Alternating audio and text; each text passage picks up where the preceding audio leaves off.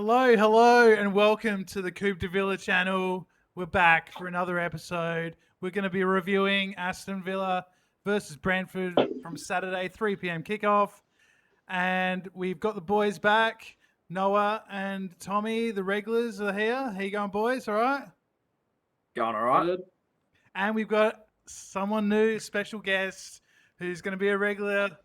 Troy Eccles, how you doing? Good to see you from Hello, Studio Scottie, mate. Basement. Thank you for having me. Hello, boys. Always a pleasure. We're looking forward to you getting stuck into some dicey topics. Let's go. So, first of all, the game. You know that we had a lot of controversy going into the game with people out. We had Mings with a cracked rib. We had McGinn and Ramsey both isolating for COVID, and a bit of a weakened team. What did you guys think of the lineup? We'll start with you, Troy, as you're the newcomer. When you saw the starting lineup, what were your thoughts? I was absolutely stunned that Mings could actually play with a cracked rib. I mean, I played over 45s football with a busted rib, and you got to basically hold your breath and run. So, hats off that the guy could be so professional. But I think what surprised me is, Dean Smith's ability to pick a team that in all the forums and all the social media, nobody picked that lineup.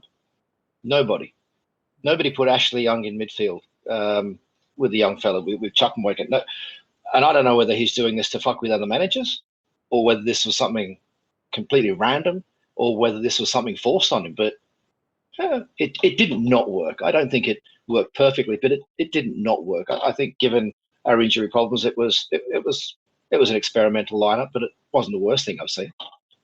Yeah, what did you think, Tommy? I think, with the team being plagued by injury, it's not easy, but it's probably hard to have the group synergize when there's at least one or two new names every week, whether that's from injury concerns or just from Smith, again, just doing the random name generator. And, this week, Chukwuemeka, you got your starting spot. But I think Philogene and Padeis was pretty hard done by. However, I think El Ghazi definitely silenced his haters. I think a lot of the fans either gave him 3 or 2 votes. So he'll definitely start next game, and I think he definitely built on the Newcastle performance, did really well.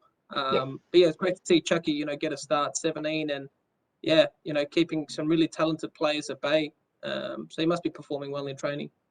Yeah, I thought he played well as well. I thought he looked the part, and I agree with you. I was a bit surprised that Philogene Padeis didn't at least come on, because he's been so good, especially in that Barrow game and in the preseason.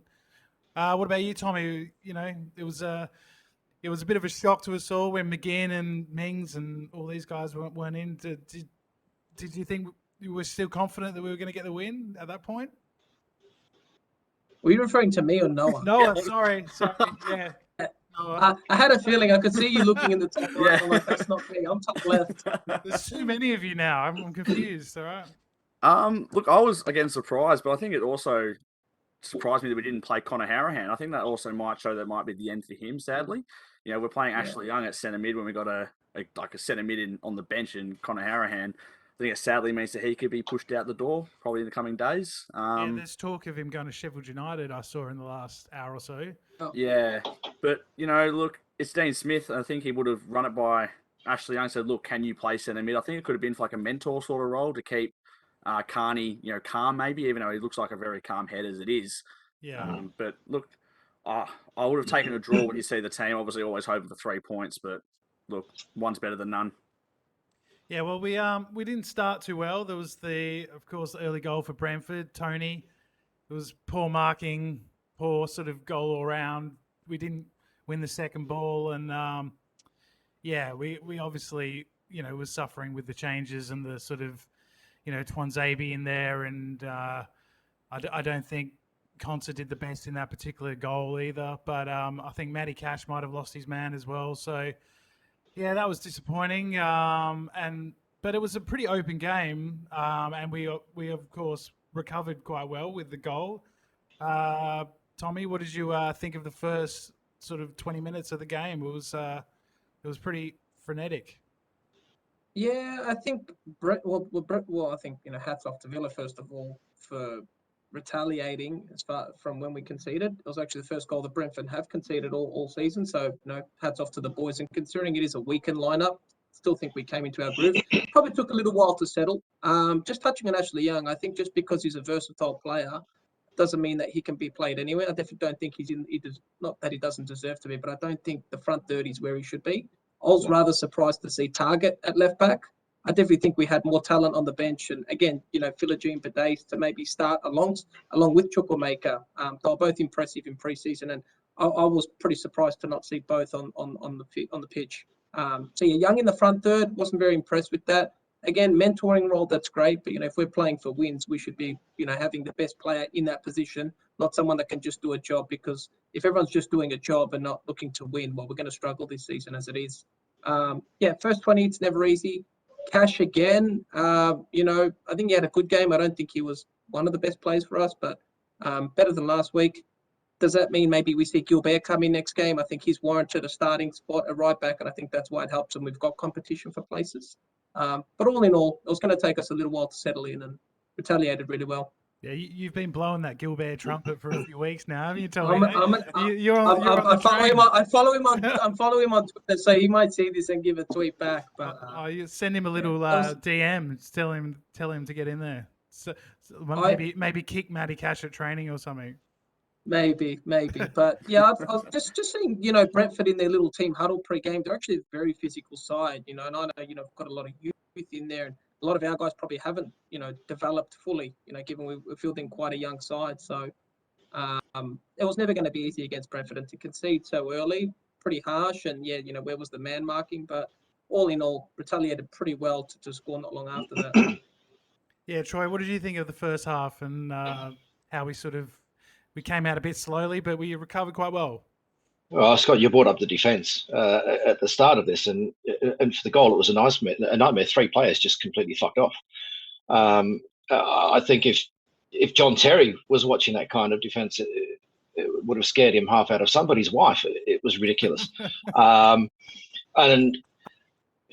mistakes are going to happen when you've got a makeshift defence. But I thought we came back. I thought we came back quite well. And just to touch on Tommy's point, with having Ashley Young there alongside Chukwuemeka, I think we've got to say hats off to the club as a whole and whoever's in the back room looking after the sports psychology of these young kids, because we look at them, especially over the last 12 months, the youth that are coming through, and we throw them on the pitch, and none of these kids that we've seen, from the little fella, what's his name, who came from Barcelona, through to the Chukwuemekas, thank you, they haven't shamed themselves. They've all come out and done unbelievably well. Yeah. For their size, for their ability, for their experience. And whoever's in the back room that's managing these kids to say, look, you go out there and be the player that you are. Don't be overawed by, the crowd. Don't be overawed by the opposition. In Barry's case, Liverpool. And they've gone out and done the business. So whoever's working in the back room who's getting in these kids' heads is doing an absolutely fantastic job. With Ashley Young, we look at Ashley Young and Ings, and I don't think anybody really knew they were coming in a couple of days until they came in. And I think Smith has brought them in for the experience. I think the club's got a long-term goal of being self-sufficient with young players, and they've brought the likes of Ings and Ashley Young in to support these kids, to bring them through, to pass on that kind of experience. Look, it might be 5, 6, 7, might be 10 years before we see the benefits of that. But I think that's the start of it. But look, going back to the first half, I thought the first 10 minutes was a disaster. Cash was a nightmare. But for the rest of the 80 minutes, I thought Cash was absolutely superb. I think what Tommy said was right about El Ghazi. I thought he was brilliant. With 10, 15 minutes to go, he was getting properly wound up, but he didn't take the bait. Proper professional. And, I think he's earned his shirt for the next game. Yeah, I thought he might have got sent off at one point, but he held it together. We also had another good chance late in the half with Konza. He sort of misjudged the header, and then Ings had the shot. What were your thoughts of that? The whole first half and how we sort of came out of the blocks. Honestly, I thought Ings was going to score that. I thought that's a goal. Like, I honestly Yeah. thought that's a goal. Ings doesn't normally miss that very often. I mean, they're the type of goals he scores. The whole first half as a whole, I mean, the first, 10, 15 minutes were very slow. And I think you've got to give Brentford a little bit more credit for that goal. Yeah, the marking was poor, but that flick on from the centre back was actually quite good as well. I mean, Tony was in the box by himself, but that was a pretty good flick on because if he does that wrong, we're out in the counter. But El Ghazi, I think, yeah, he really impressed me again. I mean, he's a confidence player. We saw that last season. Well, that December, January time, scored, 7 goals or something. Yeah. And look, if he gets back to his best, there's no reason why he can't do even better than what he did last season under his belt. And it was also good to see Ollie Watkins back. A couple of big chances at the end of the game, which I thought he was going to score one of them, but not to be. But I think the international break might have come at a good time. 2 weeks off, Leon Bailey back, get Morgan Sanson back, Traore back. Hopefully we have a good squad for Chelsea, even though we won't have Martinez and Buendia, unfortunately. Yeah. We'll get into that later, definitely. But going into the second half, it got a bit scrappy. There was lots of like niggly fouls, like you said earlier. Brentford made it very physical. Tony was sort of putting himself around and winning a lot of flick-ons, and they were sort of going down quite easily and sort of milking the clock a bit. And I think once we leveled the game, they was quite happy to say, we're happy with a point here. How did you see the second half, Tommy? Pretty good. I think when we retaliated, and actually just listening to Smith's post-game presser, he did. I don't think the keepers were tested enough. I'd certainly be backing Emmy over their keeper, Raya, all day long, and he actually looked pretty sus. There was probably 2 or 3 times where Ings nearly closed him down, and I think he did at one point. So that might have been in the first half.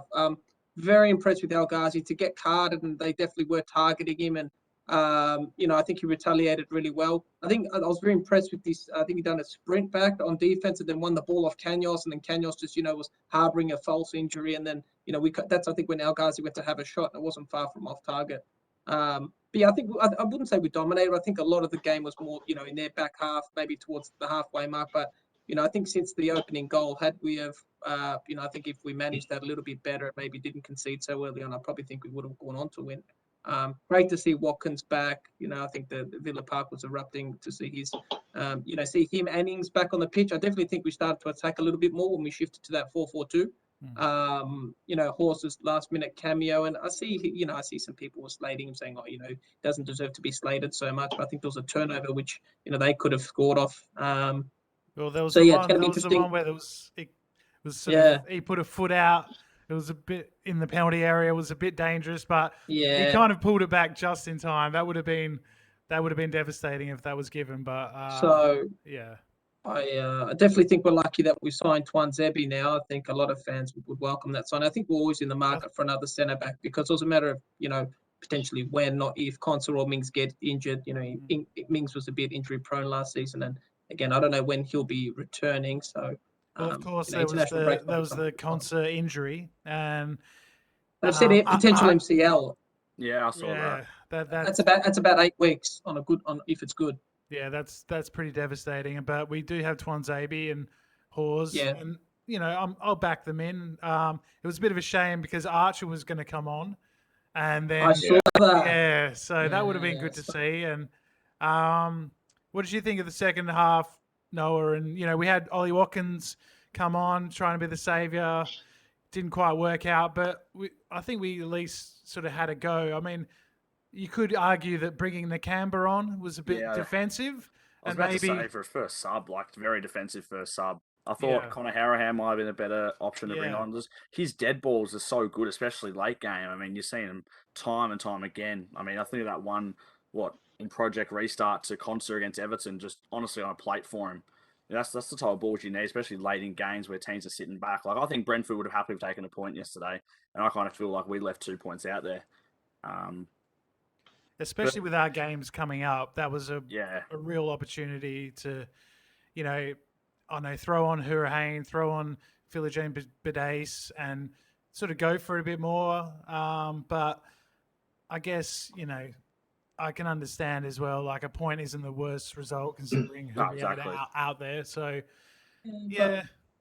We started winning free kicks in that last 15, 20 minutes, which exactly. made me, again, Buendia was, I think he made way. And then just why didn't we have Harahan there? He's a set piece specialist. And Exactly. funny enough, Smith was actually playing him in DM in that sixth position last season and the season before and in the championship. So I just thought, why not get him a bit further up the pitch and, defense starts from offense. So, yeah, just really confused. I think he can thread the needle and he's probably the one that can pick the best pass, probably second best behind Buendia for Ings. That's how we're really going to play to his strengths. Yeah. Talking about Buendia, he was a big signing this summer, and the first two games he'd been pretty disappointing. Hadn't really got into the game, and I thought in this game he sort of had a bit of a Jekyll and Hyde game. He did some really, really good stuff, but he still gets caught on the ball sometimes, and I don't think he's quite sort of getting the chemistry with the rest of the, especially Ings at the moment.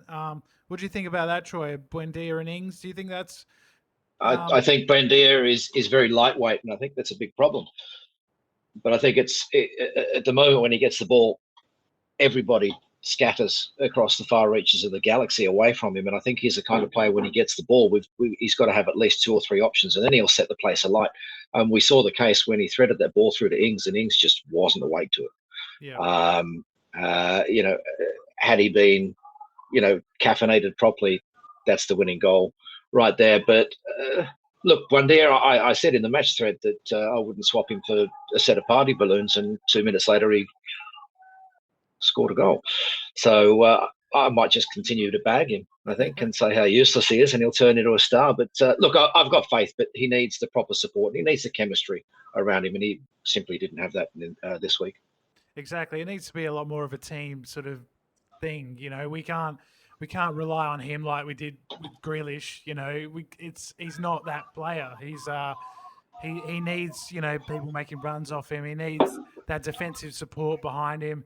He needs to be able to get up the pitch and do his magic in that final third. And I think at the moment he's a little bit lost, but he still had a good game. I thought Douglas Luiz had a really good game as well. What did you think about that, Noah? He's certainly crucial to us at the moment. If we lost him, it'd be a nightmare. He's playing a little bit like the Project Restart Douglas Luiz that we all came to love, that he kind of dropped off a little bit last season. But look, he is, I think, one of the key players we've got to keep fit. As you said, if we lost him, it'd be devastating because he plays quite a unique role, I feel. He's not like he's like a deep line playmaker. Like, he picks out some good passes as well. Like, just spreads the game for us, something different, so yeah. Yeah, he's having Ashley Young playing alongside of him. Sorry, Scott. Yeah. When Dougie Luiz got forward, Ashley Young had the experience to cover for him and hang back, and vice versa. I thought they played quite well off each other. I think it all went to toilet when Young pushed a little bit more forward, and we got Marvelous Nakamba. The whole thing smelled a little bit of Steve Bruce for me. Whereas as the fella said, we could have put our foot on their throat and gone for the win, I felt. Yeah. Nobody likes the smell of cabbage. Yeah. Why would he bring on Nakamba? I think momentum was going our way ever since we scored. Ever since we equalised, why would he bring on Nakamba? There's just so much ammunition on that bench. I think he was happy to settle for a draw at that point. I think that's just what it was. makes no sense. Is that maybe, was there some sort of disconnect between him and Terry at times? We think maybe is that a reason behind his departure? And sometimes I'm thinking, we have been vulnerable defensively a lot more in the opening 3 games last year. We started like a house on fire. So I think, are we maybe missing Terry's presence in the back line? Yeah. Well, yeah, and I think Richard O'Kelly is probably really missed as well. I think the actual coaching on the training field, he took a lot of that. You could see last season on the sideline, he was very often the one on the touchline yelling instructions. So I really do think we need another assistant, because at the moment we've got Neil Cutler, who's a goalkeeper. I mean, he's a goalkeeper coach, and the crazy looking set piece coach. Like, it's great to see him. Like, every time we get a throw in, he kind of sits up and he goes to the edge of the technical area, like he's like overseeing his good work, and then it often just goes to nothing. But I mean, we did score from a throw in last week, so that was good. But I definitely think we need another assistant, and I definitely think we need some more players, considering there's a couple of days left in the transfer market. What areas would you like us to strengthen? If we got one or two more bodies in, Troy, where would you like to see us strengthen? Everybody's screaming for a defensive midfielder, proper number 6. Yeah.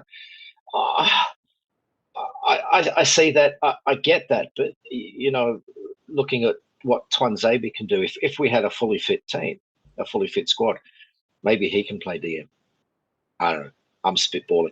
I would rather us be on the front foot rather than focusing on a DM. If you have a look at the stats, and I read something a couple of weeks ago, when Nakamba plays our defensive midfielder, we don't tend to lose as often. He's not overly creative. If the ball goes forward, he does the dirty work. Yeah, if the ball goes forward off his boot, I think he starts to have a nosebleed. But I think what we need to do is have somebody saying, as soon as Nakamba gets the ball, we've got to have 2 forward options ahead of him. And as long as he knows that, he does the basic. I think, was it Matthias Sammer used to do it for Germany, come out and you get the ball to him. You know exactly. You've got 2 options, that one, and that's it. It's brainless minus football. Get the ball, pass it to this guy here, or pass it to that guy there, and that's it. Take his brain out of the game. His range of passing isn't not good. up to it. And when you've got I get it, but when you got Louise as your other option in there, you sort of, they don't work well together. I don't think. I don't think so. Yeah. But I don't think so. To me, they're the defensive version of when England used to play Gerrard and what's his name? Lampard, the Chelsea fella of Lampard. Yeah. You can't. They just didn't work together, and I don't think Louise and Nakamba work well together as a DM. It's one or the other. Yeah. One or the other, Scott. I said I'd feel more confident if we played a 4-1-3-2 with Nakamba as the one, because he does the dirty work. Plus, you've got 5 forward players to pass to. Then where Louise needs that bit of a tackling machine next to him. Yeah. Louise is dirty. He's a dirty player, but he's not a tackler. He's got very crisp passing. He can intercept, but he's not a tackler. Nakamba can do that dirty work, but then he lacks what Louise. That's where Louise would supplement that. So you can't start both. It's one or the other. And I find it funny that Nakamba was linked with Leicester and some really good teams this season. I think Everton as well. So I mean, they must see something in him that Smith doesn't. So. Yeah, and then you got McGinn in there as well when he's fit. So yeah, it'll be interesting. But I think if we could pick up someone like a Bazuma, that would be great. I mean, I just think with financial fair play being relaxed this summer, and we have shitload of money, we're filthy rich. We should take advantage. And we just got 100 mil for Grealish. We haven't spent all that. There was talk of James. I find it funny that we were linked with Sarr. Were we? Yeah, but he's not going to win your games, Scott. We need I said Ismail Sarr. Like El Ghazi's good, but I would put Sarr there 9 times out of 10. Target was our most improved last season. He was the players' player, and Sarr taught him a new one. He had to get subbed at half time. That's what we need. We need a player that this guy can get on the break, quick break, or this guy can create, this guy can score. Sarr was the guy that I thought we should have gone for. And I mean, Liverpool were linked with him too. So, other clubs are recognising that talent early on. Do you think Bailey was brought in for that sort of role? I don't think Buendia. I think Buendia is isolated on the right. For me, it's 4-1-3-2, and Buendia's got to play behind 2 strikers. I'd rather Buendia in the 2. He can either give it out wide, or he can find Watkins or Ings, who are pretty good with the offside trap as well. And I saw in pre-season, I think Buendia gave a left-footer pass from halfway line, found Watkins' run, and we scored from it. I mean, it was against poor opposition, but nonetheless, the creativity, the synergy's there, and I think isolating Buendia, our best creator, out wide. What's he going to do? Cross it in or pass it to the middle? So any defense will just block up the middle, and this guy can't create. And that's what they did. And we play a lot of long balls, and Ings, he's not a long ball player. That's not his game. I mean, the goal did come from a long ball into the channel that he chased down, did a nice little 1-2 with El Ghazi into Buendia. But very often it was just coming straight back at us. I think if we are going to play Ollie and Ings, Ollie needs to be that guy on the last man, definitely. And Ings can just be given more of a free roll or come off the left or something like that. But it's going to be interesting to see how he fits it all in if everyone does become eventually fit for us. One thing I picked up on that I thought was a nice moment was when Ollie Watkins came on and got cheered by both sets of fans. I thought that was good. And I think the Brentford, travelling supporters, did well. That it was about 25 minutes into the game. They were singing "He left you because you shit" about Jack Grealish, and then Ollie Watkins came I did on, know and that. 2 minutes later we were like, "He left you because you shit." So there was some good banter going on there. I enjoyed that, and it's good to see them up in the Premier League. It's a nice story, and I think they'll survive. I think they've got a good squad, good coach, and I mean, when Yeah, I look at them, I know what their plan is, but when I look at us, we seem pretty disjointed. At Yeah. we don't have a plan. Yeah. yeah, and I mean, I don't know if it's because Smith tactically isn't, top level. I mean, I think this season we're going to find that out pretty soon. But maybe it was the assistants that we lost. Maybe they had more of a say on that sort of thing. But um, there's lots of people sort of calling for his head and stupid shit like that Silly. on Yeah. Twitter. I And wouldn't say that, I love Smith. I hope he's here long term, but I think with new ownership, they have a vision for Villa. And again, just like everyone else, Smith has a target on his back. yeah, Going into the season, especially with the confidence that we finished last season without Jack, I think a lot of players were, I think our first 5 games we said our predicted points. We said I think the average was like 10 or 11. Well, we're on 4 in 3 games, and assuming we win against Everton and Chelsea, and what's that going to give us 10? So we're already back, behind on predictions we were making. So yeah, I personally think Smith has about 10 games. I think Sawiris and Eden's could have said, hey, look, we're selling Grealish, but sign your gems. But they've said, look, here's the war chest, buy who you want. And he's gone and bought big name players. So I think he's got about 10 games before, maybe the axe could be swung early. And, we've got the squad. And if they're not performing under Smith, there's maybe a manager out there, maybe someone a bit more high level and premium that could come in and do the job. yeah. I think if we finished 11th like last season, that would be a huge achievement. I think we need to just consolidate and not be in a relegation battle. The next Agreed. sort of 4 or 5 weeks when we get back from international break are going to be crucial. We got Chelsea, Man United, some other tough games as well. So that's going to be interesting. What do you think of Smith, Troy, and what do you see do you see that he's pretty safe, or is he going to I be? think he's safe for now. I think we look at the preseason, we look at the injuries. Um, the fact that we've got players who've been with the club for 37 seconds, and it makes it very, very difficult to have a team gel in the first few games, even against presumably weaker opposition. Scott, you mentioned a couple of minutes ago that where do we fit all these players when they're fit? And to me, this is the exciting thing, is that potentially we will have a game-changing bench. And it's been a long time since we've had a game-changing bench. We'd have an El Ghazi that would come on, and maybe he's in the mood, and maybe he's not. But outside of that, who have we had? Mm. And can you imagine if Bailey comes off the bench, he's going to get people off their seats, much like Ashley Young did when he first joined the club. And I think we do have, and especially if the young kids even come half as good as what we think they might, we've got a lot of game changers sitting on that bench, and I think it gives the opposition an awful lot to think about. I think Dean Smith is aware of that, and I think if he has a full squad available to him, and I think he must have the option of 2 players up front, because I can't see Ings sitting on the bench, and I can't see Ollie Watkins wanting to sit on the bench. So I think he's got ideas, and once everybody's back in business and once the squad's gelled, give us halfway through the season, I think we're going to see a very exciting team. We haven't even mentioned Traore as well. I think we all just forgot about it because he's been injured for a week or two. And again, he's a creator. He can do some damage. And He went under the radar a lot last year, Traore, I feel. I think he was very really good. scored some big goals, deciding goals, crucial goals, the first goal that we sometimes need. Yeah. And he gives us a calmness as well. He's good on the ball. He's technical. You know what he's going to do. He's going to come in on his left foot, but it's still difficult to stop because he's got that technical ability. So yeah, he's definitely going to be in the mix.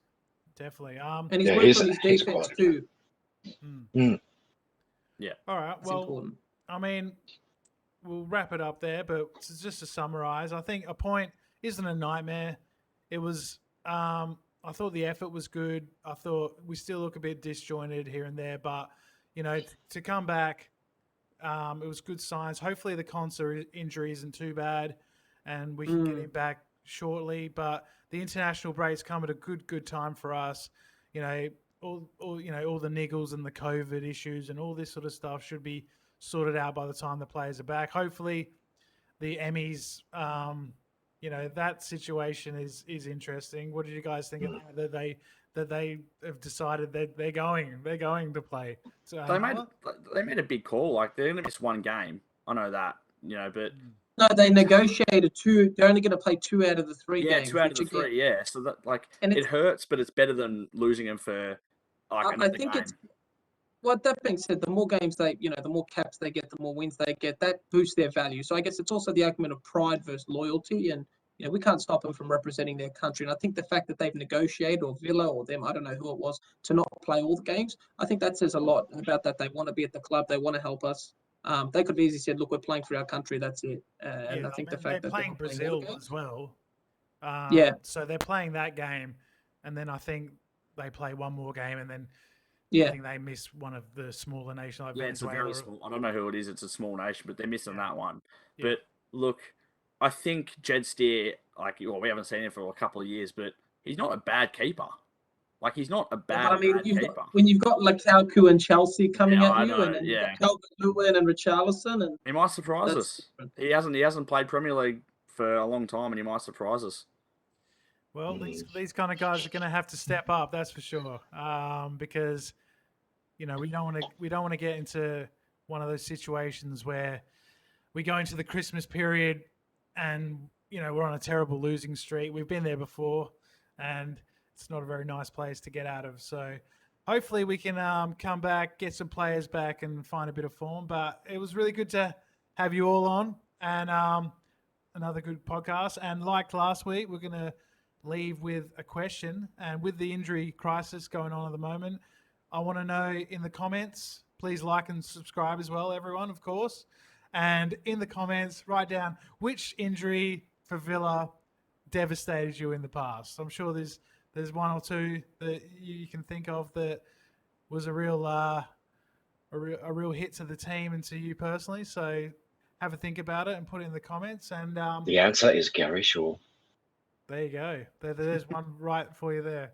That was awful. That ruined his career, didn't it? But he was brilliant before then. But a bit before my time, Troy. But we'll let you off. But all right, thanks guys. It's been great.